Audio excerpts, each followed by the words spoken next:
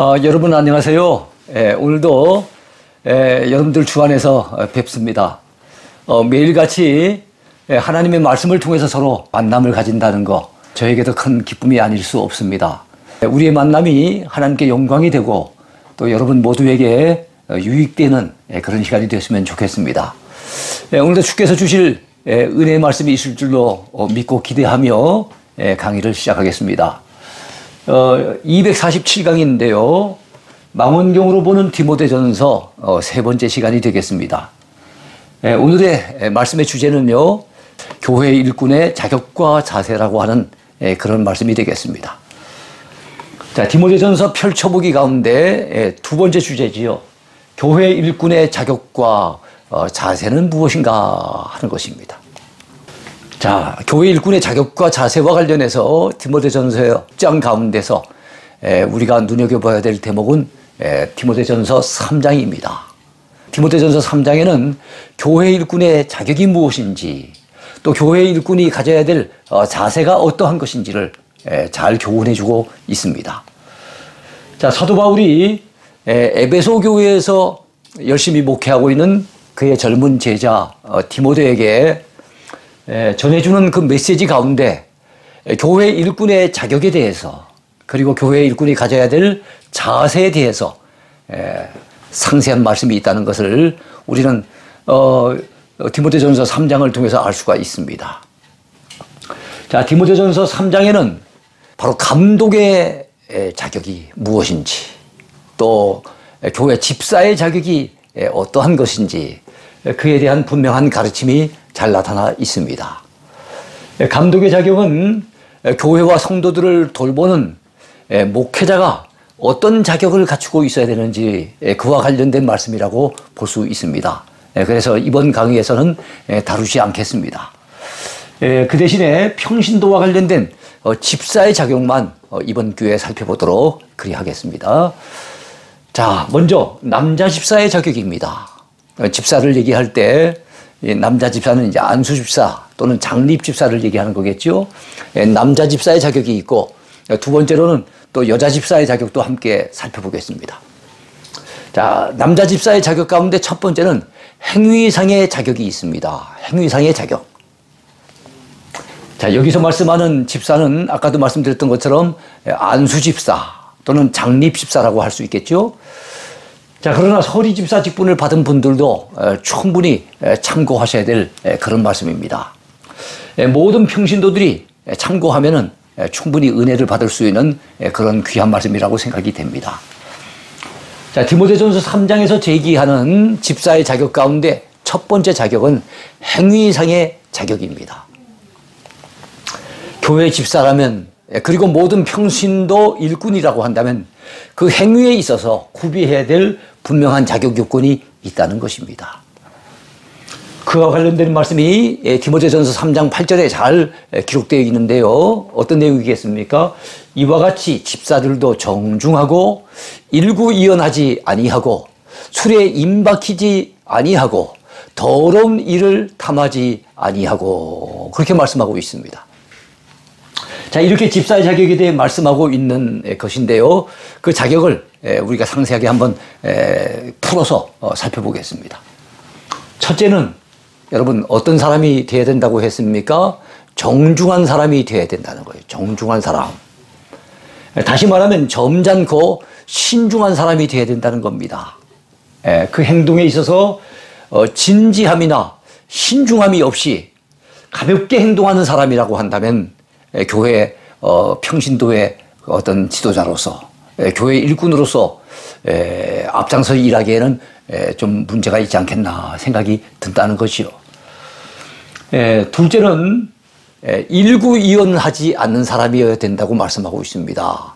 일구이연, 한 입으로 두 말을 하면 안 된다는 겁니다.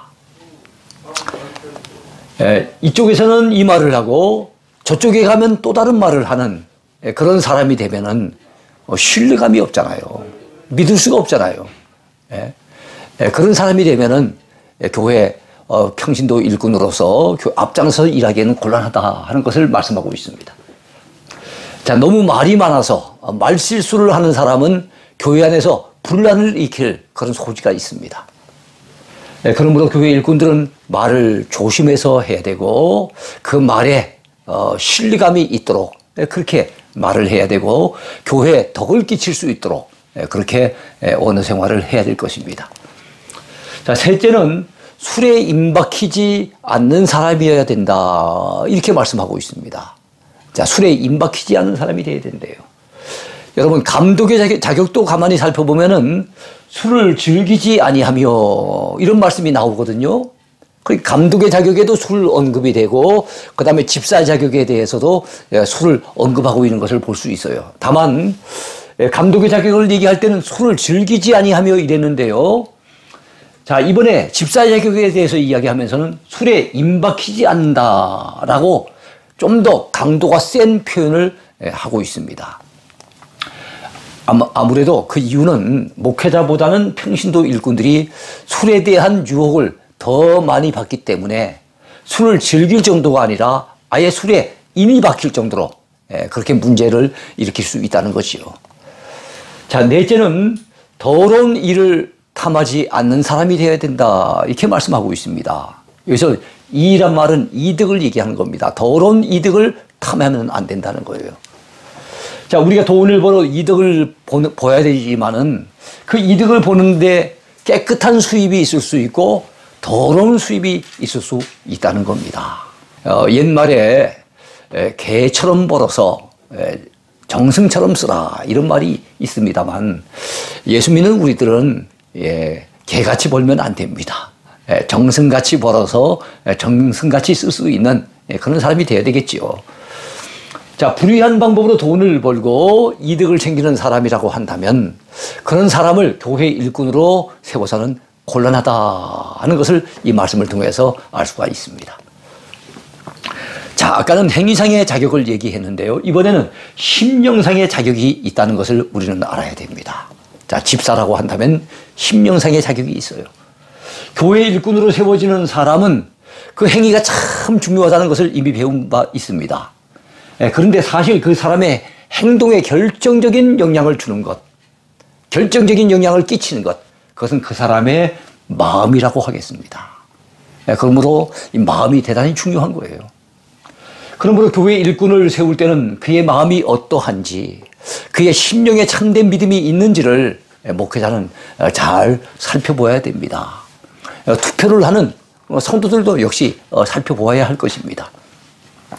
교회 일꾼의 심령상의 자격이 디모데전서 3장 9절부터 10절까지 사이에 잘 나타나 있습니다. 깨끗한 양심에 믿음의 비밀을 가진 자라야 할지니 이에 이 사람들을 먼저 시험하여 보고 그 후에 책망할 것이 없으면 집사의 직분을 맡게 할 것이요. 이렇게 말씀하고 있습니다. 자, 이 말씀에 의하면 집사는 첫째로 그 심령에 무엇을 지닌 사람이 되어야 됩니까? 깨끗한 양심을 지니는 사람이 되어야 된다는 거예요. 깨끗한 양심. 여기서 말씀하는 깨끗한 양심은 예수 그리스도의 보혈로 말미암아 깨끗하게 씻음을 받아서 새롭게 변화된 양심을 이야기한다고 하겠습니다. 세상 욕심과 죄악에 때묻지 않은 깨끗한 양심을 소유한 사람이 되어야 된다는 거예요.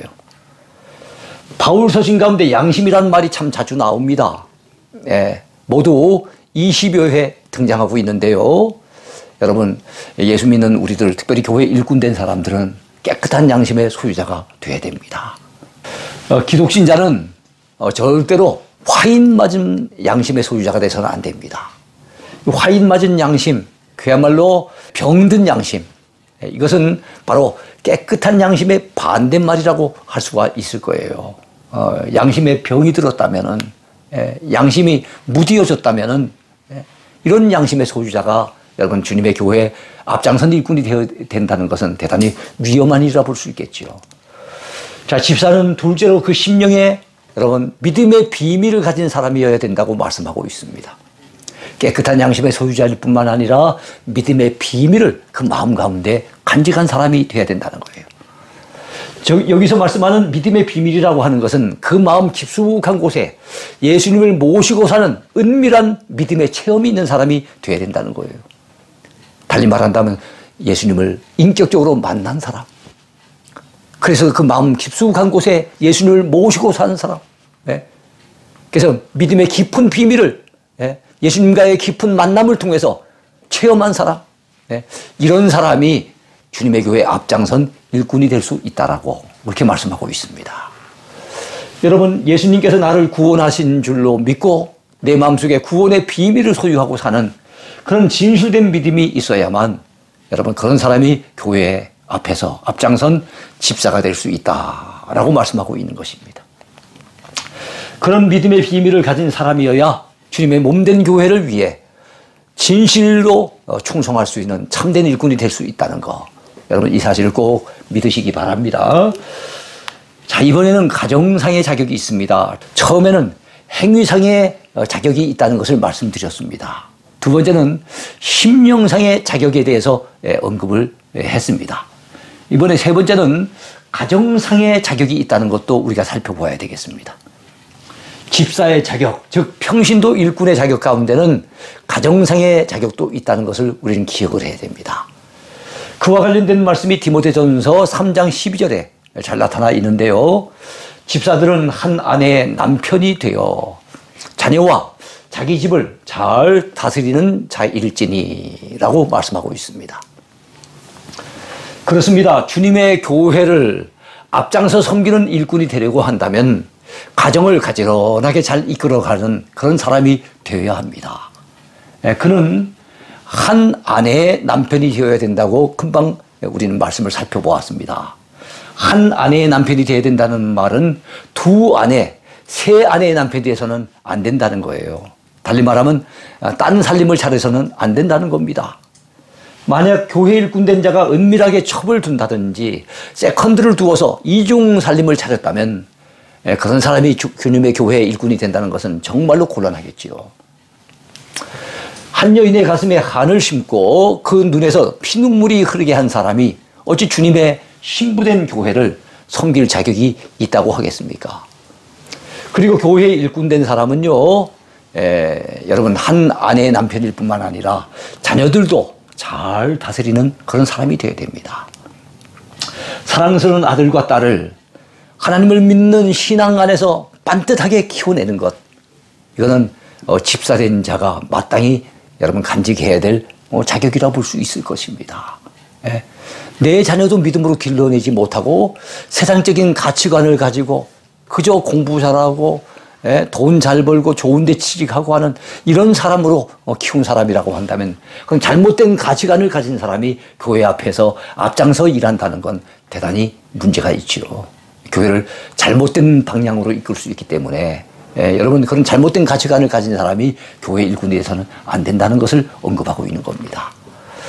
좋은 성품을 가지고 주변 사람들을 잘 사랑으로 섬길 줄 아는 그런 믿음의 사람, 그리고 하나님의 교회를 신실하게 잘 섬기는 그런 신앙의 사람으로 우리 자녀들을 길러낼 수 있어야만 그런 아비가 되는 사람이 주님의 교회에서 집사의 직분을 감당할 수 있다는 것을 말씀하고 있는 겁니다. 자기 집도 잘 돌보지 못하는 사람이 어찌 하나님의 집인 교회를 돌볼 수 있겠습니까? 그러면 집사라고 한다면, 이 안수 집사라고 한다면 교회를 돌보는 기둥 같은 일꾼인데요.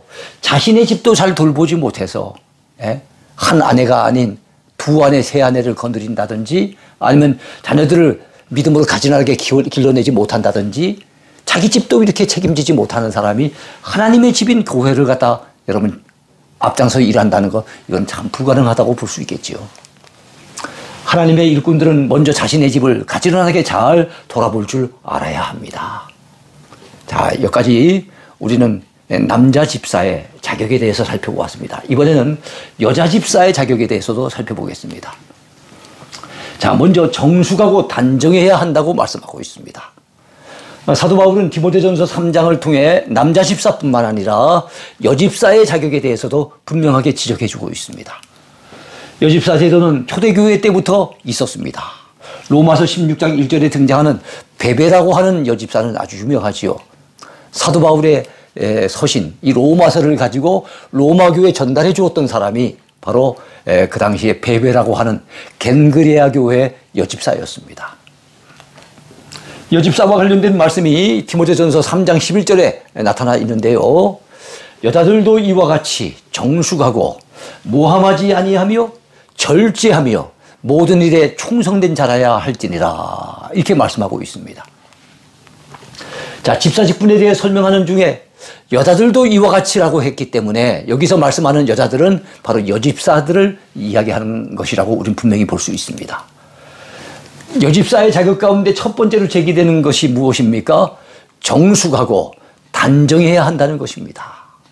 옛날에 학교 다닐 시절에 보면은 교실 들어간 입구에 정숙 이렇게 써놓은 경우가 많이 있었어요.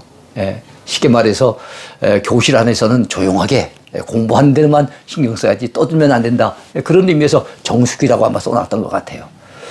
자, 지금 성경에서는 정숙하고라고 묘사하고 있고, 예전 번역되기 그 이전의 성경에서는 단정하고라고 표현하고 있는데요.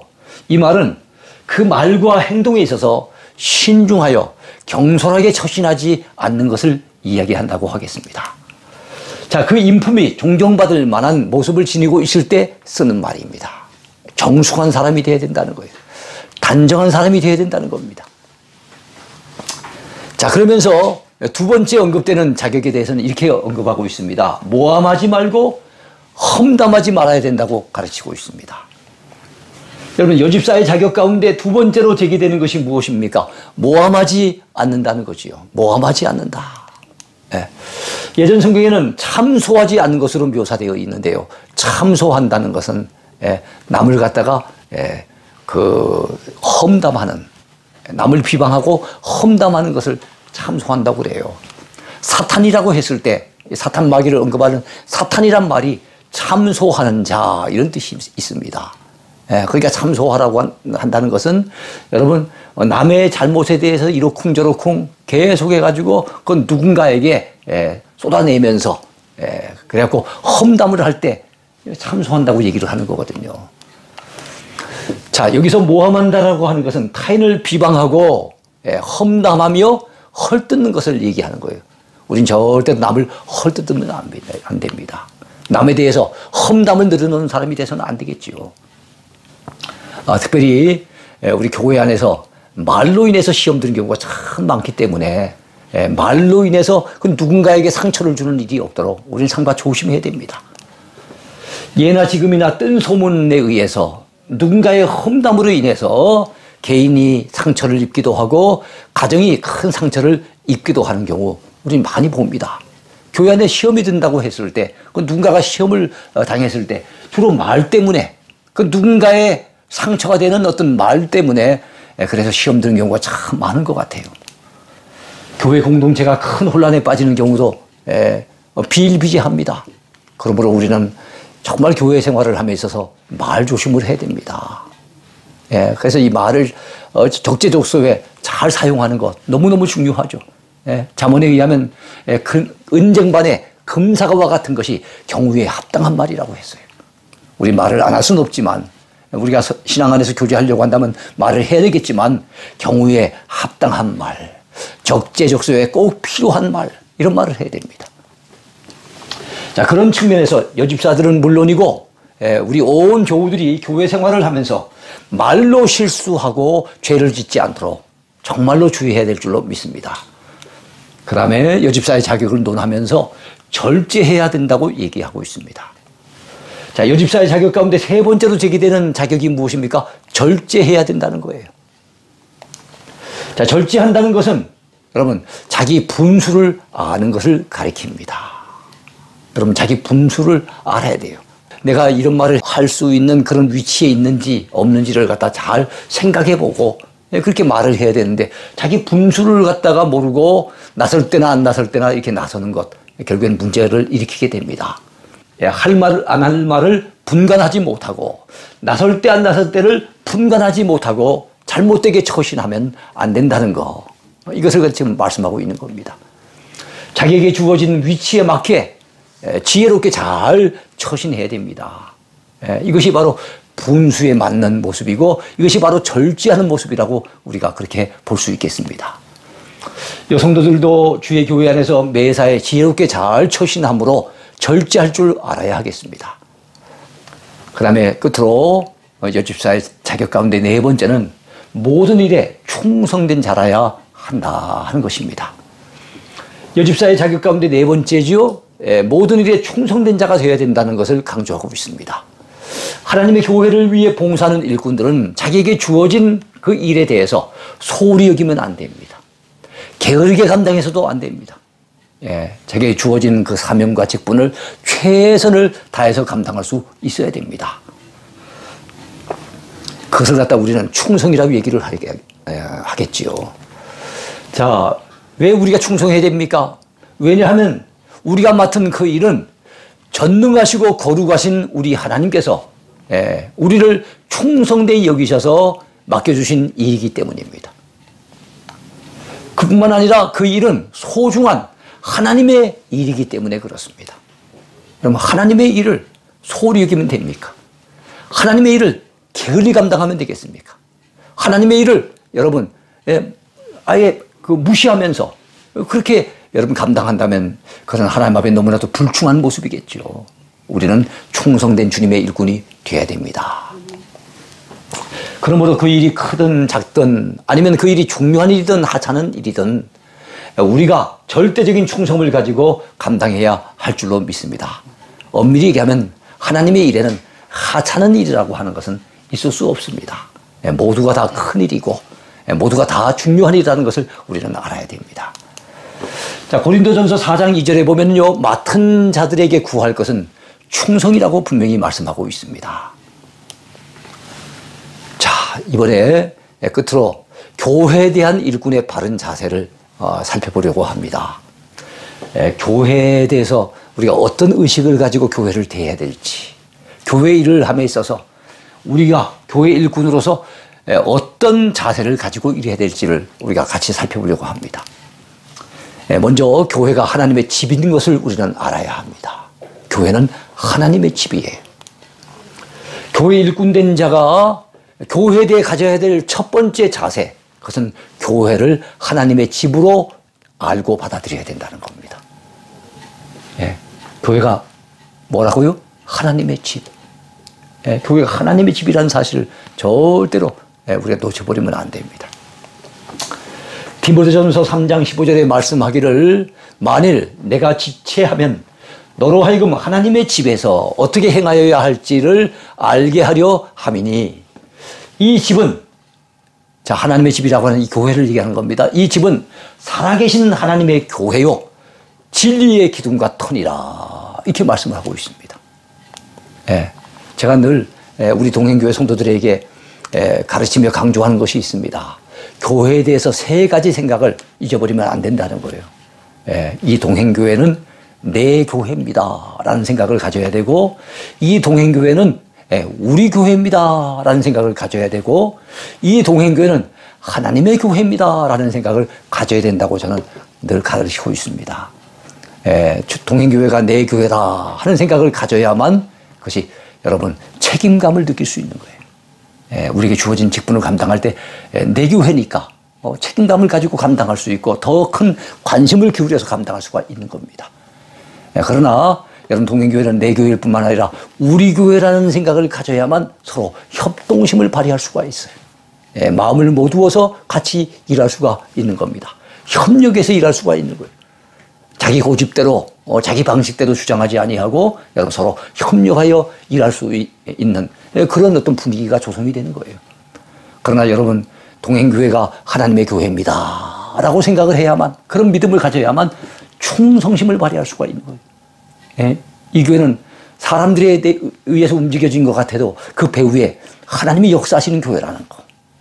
사람을 통해서 하나님이 세우신 교회이며 하나님이 다스리시는 교회이며 오늘도 하나님께서 이끄시는 교회라는 그런 분명한 믿음이 있을 때 여러분 우리는 순종심을 가지고 교회를 섬길 수가 있습니다. 자, 이 구절 가운데 교회를 하나님의 집이라고 분명히 말씀하고 있는데요. 우리 조금 전에 살펴봤던 구절이 있지 않습니까? 교회를 하나님의 집이라고 하면 어떤 특정한 건물로 오해하기 쉽기 때문에 교회를 하나님의 집이라고 했을 때 또 달리 표현한다면 교회를 하나님의 가정이라고 이해하면 더욱더 좋을 것 같아요. 교회는 하나님의 가정입니다. 자, 교회는 하나님을 누구로 모시고 있습니까? 아버지로 모시고 있잖아요. 예수님을 신랑으로 모시고 있는 하나님의 가정이 아니겠습니까?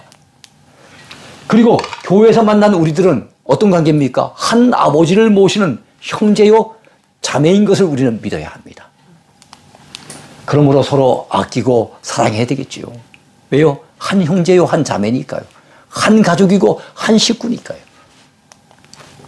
자, 우리가 우리의 집을 아끼고 사랑하듯이 하나님의 집인 교회를 아끼고 사랑해야 될 줄로 분명히 믿습니다. 그리고 여러분, 우리가 교회에 대해서 하나님의 일꾼들이 가져야 될 또 다른 의식이 있습니다. 그건 무엇이겠습니까? 교회는 살아계신 하나님의 교회인 줄 믿어야 한다는 것입니다. 교회 일꾼된 자가 교회에 대해 가져야 될 두 번째 자세가 무엇이겠습니까? 그것은 이 교회가 살아계신 하나님의 교회라는 사실을 바로 알아야 된다는 것이요. 자, 우리가 믿는 하나님은 어떤 하나님이십니까? 살아계신 하나님이세요. 우리가 교회에 와서 만날 수 있는 하나님은 성경의 문자 속에만 갇혀있는 그런 하나님이 아니세요.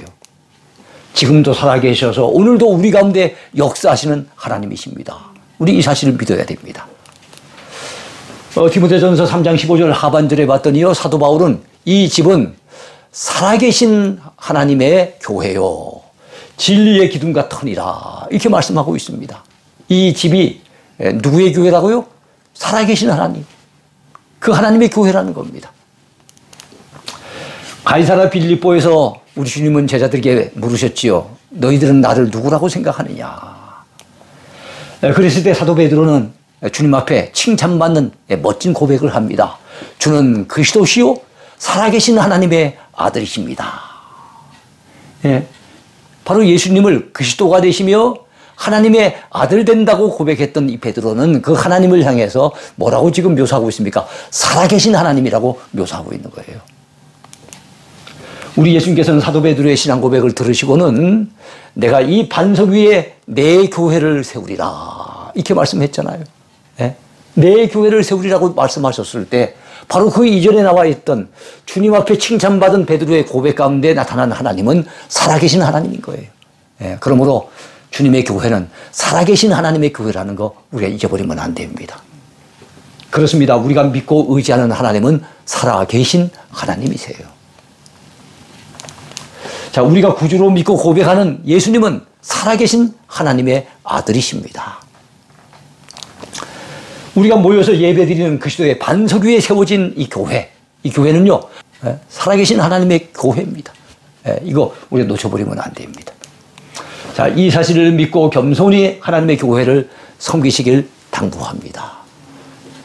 자, 그리고 우리가 교회에 대해서 가져야 될, 마지막으로 가져야 될 마음의 자세가 있습니다. 그것은 이 교회는 진리의 기둥과 터가 된다는 사실을 깨달아 알아야 된다는 겁니다.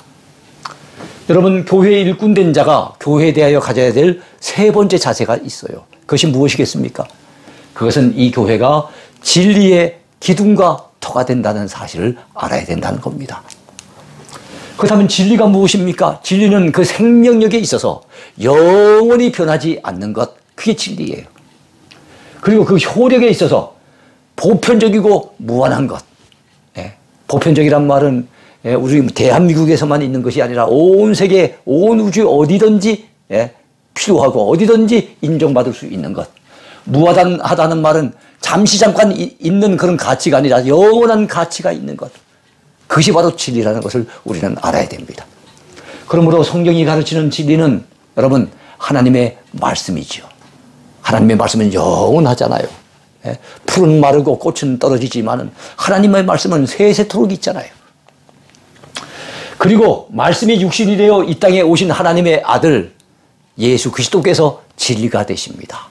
예수님은 친히 말씀하시기를 내가 곧 길이요 진리요 생명이 된다고 말씀을 하셨습니다. 창세기부터 요한계시록까지 성경에는 진리라고 하는 말이요 모두 123번이나 등장하고 있습니다. 자, 하나같이 이 진리가 나올 때마다 그 진리를 여러분 어떤 것을 표현할 때 또는 누구를 표현할 때 진리라고 얘기를 합니까? 하나같이 진리의 말씀을 이야기할 때 또 진리이신 그리스도에 대해서 언급하고 있을 때 그때 진리라는 말이 등장하는 것을 알 수가 있습니다. 그러므로 교회가 진리의 기둥과 터라고 하는 것은 교회가 진리의 말씀 위에 세워진 기관이라고 하는 뜻이 되고요. 또 진리 대신 예수 그리스도를 믿는 믿음의 고백 위에 세워진 기관이라는 것을 강조하고 있는 것입니다. 네, 그렇습니다. 교회는 진리 위에 세워졌습니다. 그리고 진리로 인도함을 받는 기관입니다. 그 진리를 지키고 전하기 위해 존재하는 기관이 바로 교회라는 것 우리가 잊지 말았으면 좋겠습니다. 교회는 진리를 전파해야 될 사명이 있고요. 또한 여러분 진리를 수호해야 될, 지켜나가야 될 막중한 사명이 주어져 있다는 것, 그런 이유 때문에 이 땅에 존재한다는 것 우리가 놓쳐버리면 안 됩니다. 그 사명을 감당하는 일에 최선을 다하는 우리가 되어야 될 줄로 믿습니다. 자, 오늘 교회 일꾼된 자가 어떤 자격을 갖춰야 되는지, 또 주님의 교회를 갖다 대할 때 어떤 마음의 자세를 가지고 교회를 섬겨야 되는지를 우리 함께 살펴보면서 은혜를 받았습니다. 아무쪼록 이 말씀을 마음속에 잘 새기면서 여러분들이 주님 앞에 충성된 일꾼으로 교회를 섬길 수 있게 되길 바랍니다. 오늘도 주 안에서 행복하십시오. 감사합니다. 하나님의 꿈이 나의 비전이 되고 예수님의 성품